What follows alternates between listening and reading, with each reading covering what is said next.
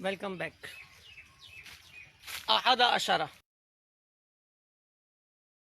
اوم تک 99 تک جو تمیز ہے وہ مفرد منصوب آتی ہے. کون نصب دیتا ہے اس کو جناب؟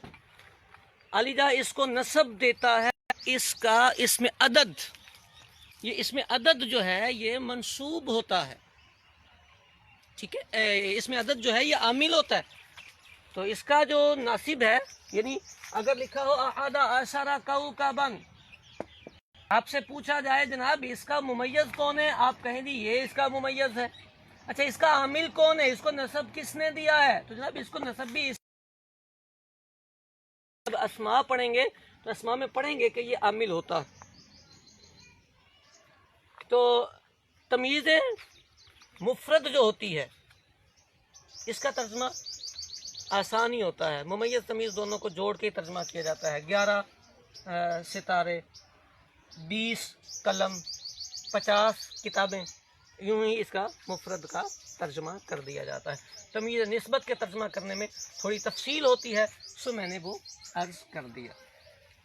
ہمارے معمولات فعل کمپلیٹ ہوئے، یعنی ہم نے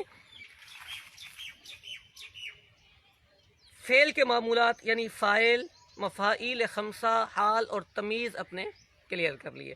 یہاں تک کی گفتگو ہماری تھی فعل تام سے متعلقہ. آگے ہیں افعال ناقصہ. افعال ناقصہ میں ہمیں یہ یاد رکھنا ہے کہ فعل ناقص عامل ہوتا ہے، یہ عمل کرتا ہے. جی کیا عمل کرتا ہے؟ عمل یہ کرتا ہے، پہلے افعال ناقصہ تو دیکھنے کتنے ہوتے ہیں. افعال ناقصہ 17. افعال ناقصہ 17 دیکھوں چلیں. کانا، سارا، اصبح، امسا، اضحى، غلہ، بات، الراحہ، غدا، عاد، آب، ما باریحہ، ما فاتیہ، من فکا، ما داما، ما زالا، لائس. 1 2 3 4 5 6 7 8 9 10 11 12 13 14 15 16 17. 17 افعال ناقصہ ہیں، سب کو یاد ہونے چاہیے. یہ استعمال ہوتے ہیں قرآن پاک میں کئی مقامات پر کثیر استعمال ہوتے ہیں. ٹھیک ہے، ان کے معنی کیا ہوں گے، کیسے کریں گے، یہ بھی ایک اس کا ترجمہ کرنے کے اصولوں میں آتا ہے. کانا سے لے کر لیسا تک یہ سارے افعال ناقصہ ہیں. عمل کیا کرتے ہیں؟ یہ عامل ہوتے ہیں. عمل یہ کرتے ہیں کہ یہ نارملی فعل نہیں ہے، یہ ہے فعل ناقص. یہ آتے ہیں جملہ اسمیہ کے ساتھ. جی جملہ اسمیہ کے ساتھ. ٹھیک ہے، تو جملہ اسمیہ کے ساتھ آتے ہیں تو یہ کرتے ہیں اسم یا مبتدا کو رفع، خبر کو نصب. یعنی اللہ علیم تھا تو آئے گا کان اللہ علیمن.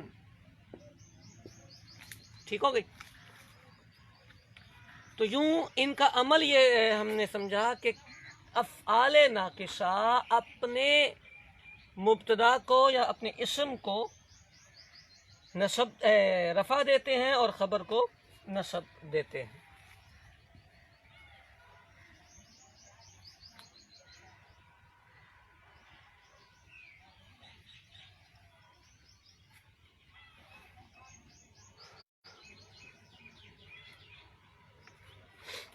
ان کے سب کے اپنے اپنے معنی ہیں.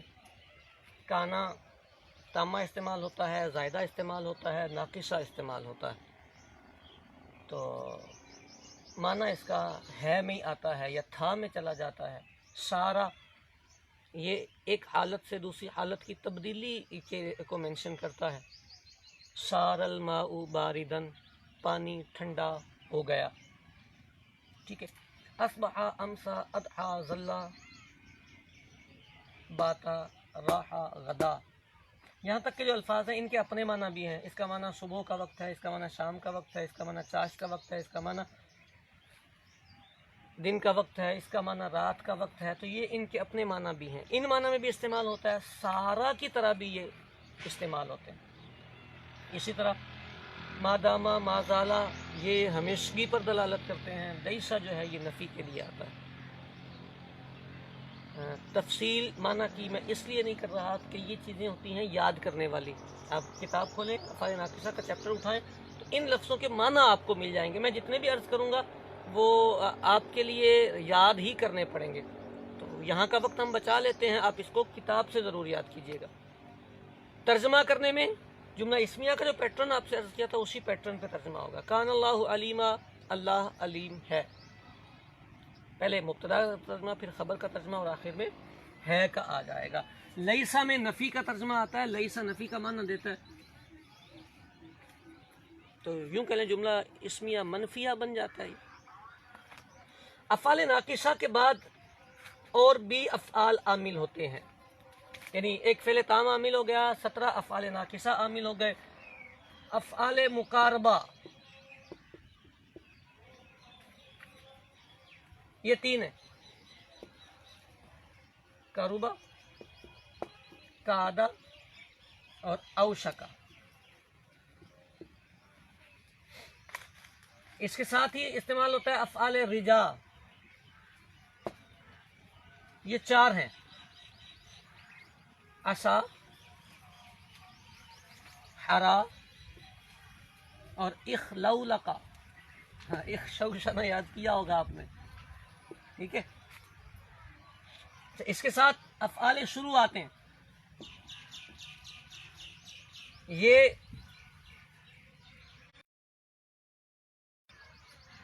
3 یہ ہیں، 3 یہ ہیں اور 4 یہ ہیں. اخذ، انشأ،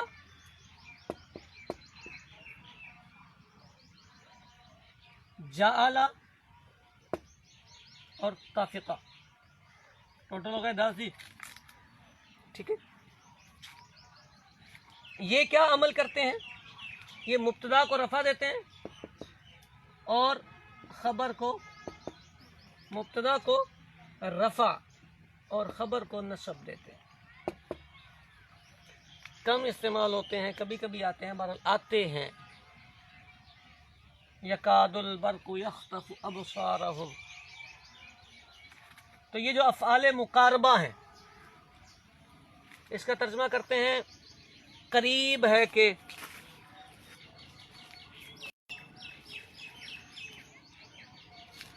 قریب ہے کہ یکاد البرق یخطف ابصارہم، بجلی ان کی بصارت کو اچک لے. قربہ ہو یا قادہ ہو یا اوشکا ہو، تینوں کا چونکہ معنی اس کا قربت والا ہے، مقاربہ ہے، تو یہ معنی دے گا قریب ہے کہ. افعال رجا ہیں یہ 3. اس کے معنی میں آ جاتا ہے امید ہے کہ، امید ہے کہ یہ کام ہوگا. اور یہ جو افعال شروع ہیں اس کا معنی شروع ہوا کے ساتھ کر دیتے ہیں، جیسے اخذ،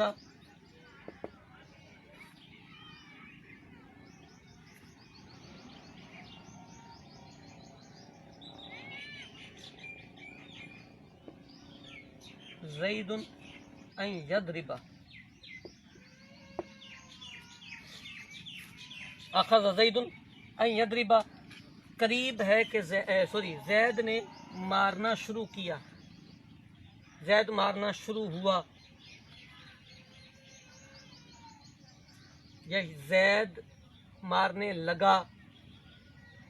تو یوں شروع کرنا، ہونے لگنا، کرنے لگنا کا معنی افعال شروع کا آتا ہے. انشاء لگا دیں، جعل لگا دیں، ان کا معنی یوں آتا ہے. اب یہ لفظ دیکھیں، آخذہ ہو یا انشاء ہو یا جعل ہو، یہ 3 لفظ تو آپ کے عام استعمال میں آتے ہیں. کتاب میں یہ دیکھنا ہوتا ہے کہ کتاب میں جب یہ الفاظ آ رہے ہیں تو یہ فعل تام بھی استعمال ہوتے ہیں. اخذ یا خذو کی آپ نے صرف میں گردانیں پوری پڑھی ہوں گی، جعلہ کی گردانیں پوری پڑھی ہیں اور یہ استعمال ہوتے ہیں۔ وجعلنا اللیل لباسا، قرآن پاک میں بھی افعال تام بھی استعمال ہوتے ہیں۔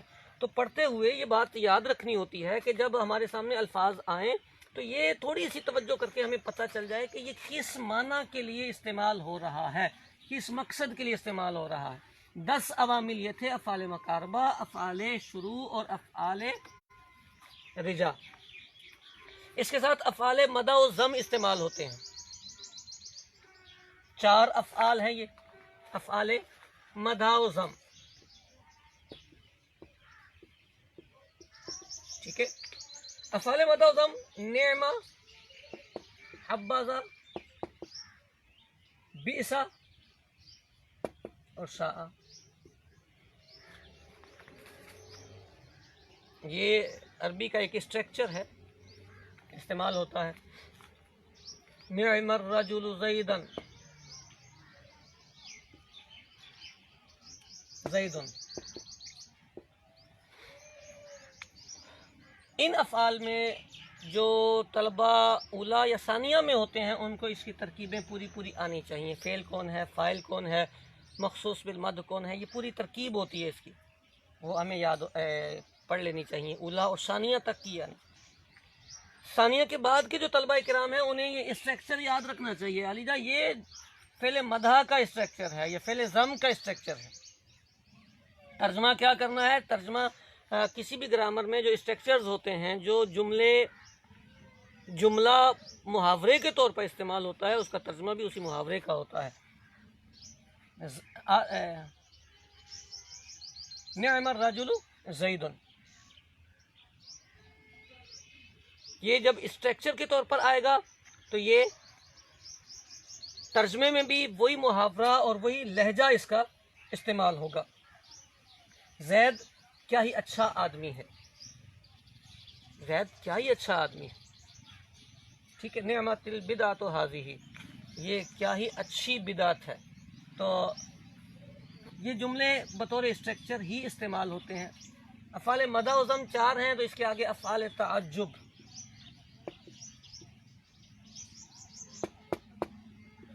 صرف کی گردان کے، صرف صغیر کے آخری 2 صیغے ہوتے ہیں، ما افعلہ اور افعل بھی، ترکیب اس کی بھی کی جاتی ہے، یاد کیجئے گا۔ یہ بھی اسٹرکچر کے طور پر استعمال ہوتے ہیں، ترکیب کے اعتبار سے اس کا بھی ہم نے ترجمہ نہیں کرنا ہوتا۔ ما افعلہ، اس نے کیا ہی اچھا کام کیا ہے، افعل بھی کیا ہی اچھا کام کیا، دونوں کا ایک ہی ترجمہ ہے، دونوں صیغے تعجب کے طور پر استعمال ہوتے ہیں۔ تعجب جب ہم نے کسی پر کرنا ہوتا ہے تو یہ لفظ استعمال کرتے ہیں، ما احسن کا، ما اجمل کا۔ تو یہ جو لفظ ہیں یہ صرف تعجب کے لیے ہیں، تم کیا ہی خوبصورت ہو، تم کیا ہی جمیل ہو۔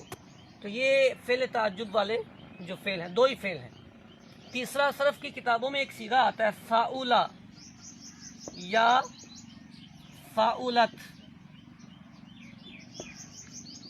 یہ تعجب کا صیغہ نہیں ہے، یہ فعل کا صیغہ ہوتا ہے۔ کاروما باب کی ایک خاصیت ہے تعجب، خاصیات ابواب جن بچوں نے پڑھا ہے انہیں پتہ ہوگا کہ کاروما باب کی ایک خاصیت ہے تعجب۔ تو یہ جب فعل کسی بھی لفظ کو آپ کاروما باب پہ لے کے جاتے ہیں تو کاروما باب اپنی خاصیت کے اعتبار سے تعجب کا معنی دیتا ہے۔ تو وہ بعض کتابوں میں لکھا ہوتا ہے کاروما یا کارومت، فاؤلا یا فاؤلت، دروبا یا دروبت، یعنی کسی بھی لفظ کو آپ اس وزن پہ لے کے جائیں گے، کاروما باب پہ لے کے جائیں گے تو باب اپنی خاصیت دے گا، اس کو تعجب کا صیغہ نہیں کہا جاتا۔ تعجب کے صیغے یہ 2 ہی بیان کیے جاتے ہیں۔ افعال تعجب تک جا کے ہمارے افعال عاملہ ختم ہو جاتے ہیں، ہوئے پتہ نہیں کتنے ہیں، چلیں گنتی کر۔ دوسرا 17 افعال ناقصہ، ٹوٹل ہو گئے 18۔ 10 افعال مقاربہ، رجا اور افعال شروع 28۔ 4 افعال مدح و ذم 32۔ 2 فعل تعجب 34۔ 34 افعال ناقصہ، افعال عاملہ، اور اللہ پہ رحم کرے 40 حروف عاملہ، 40 اور 34 74 عوامل ہو گئے۔ ہم نے 74 عوامل اب تک پڑھ لیے ہیں۔ کوشش کیجئے ان عوامل کی پریکٹس کیجئے۔ پریکٹس کے لیے قرآن پاک کھولیے، قرآن پاک کھول کے ان کو سمجھنے کی کوشش کیجئے، اپنے ترجمے میں اس کی پریکٹس کیجئے۔ جہاں کوشش کی ہے میں نے کہ اہم گفتگو ترجمے والی تھی وہ آپ کے گوش گزار کر دی جائے تاکہ اسباق کی پریکٹس کرنے میں آسانی ہو جائے۔ مزید اللہ نے چاہا تو نئے سبق کے ساتھ اسماء عاملہ کا اہم سبق باقی ہے، پھر حاضر ہوں گے۔ کل جمعہ ہے، کل کی آف ہے، ہفتے والے دن رمضان شریف کے روزے کی برکت لیتے ہوئے ضرور ہم نئے سبق میں شریک ہوں گے۔ کل ایک عرض کی تھی عطیات کے حوالے سے، سامعین ناظرین اپنا حصہ ضرور شامل کرنا چاہیے، اللہ کی راہ میں ضرور دینا چاہیے، خود دیں، اپنے احباب سے دلائیں، متعلقات سے دلائیں، جہاں جہاں تک آپ کے روابط ہوں ضرور کوشش کیجئے۔ آپ کا تھوڑا سا تعاون جامعۃ المدینہ، مدرسۃ المدینہ کے لیے، عالم بننے والوں کے لیے بڑا سرمایہ بنے گا، اور اگر کوئی عالم بنا تو آپ کی آخرت بن جائے گی۔ کبھی کبھی ایسا ہوتا ہے، ہمارے ایک قاری صاحب تھے، اللہ پاک انہیں لمبی زندگی عطا فرمائے، وہ فرمایا کرتے تھے کہ یار تمہیں سبق یاد نہیں ہوتا نا تو جو باقی ساتھی طلبہ ہیں ان کی خدمت کیا کرو۔ آپ میں سے بھی جس کو یہ لگے نا کہ اس کو شرح صدر نہیں مل رہا تو اسے چاہیے کہ وہ طلبہ اکرام کی خدمت کرے۔ تو اشاعت دین میں تو ویسے ہی حصہ ملانا چاہیے، صدقات، فطرات، زکوٰۃ، عشر، جہاں تک ممکن ہو مجھ سے رابطہ کر لیں، جامعۃ المدینہ کی مجلس سے رابطہ کر لیں، اپنے علاقے میں رابطہ کر لیں۔ میں نے کل عرض کیا تھا کہ اگر میرے ریفرنس سے آپ کے عطیات جامعۃ المدینہ میں جائیں گے تو میری قلبی راحت کا سامان ہوگا۔ تو کوشش کیجیے، مزید رمضان شریف کی آمد ہے، اپنے رمضان کے وقت کو مزید بہتر بنائیے، دعوت اسلامی کے ساتھ وابستگی اختیار کیجیے، مسجدیں بھریے، مسجدوں کو آباد کیجیے، انفرادی کوشش کیجیے، مدنی کاموں میں اپنی مصروفیت رکھیے، درس کا اہتمام کیجیے۔ جتنی عبادت زیادہ ہوگی اللہ رب العالمین جل جلالہ کا اتنا قرب زیادہ ملے گا۔ اللہ رب العالمین جل جلالہ اپنے حبیب پاک صلی اللہ علیہ وسلم کے صدقے ہمیں دارین کی سعادتیں عطا فرمائے، آمین آمین بجاہ النبی الامین صلی اللہ علیہ وآلہ وسلم۔ او نو یار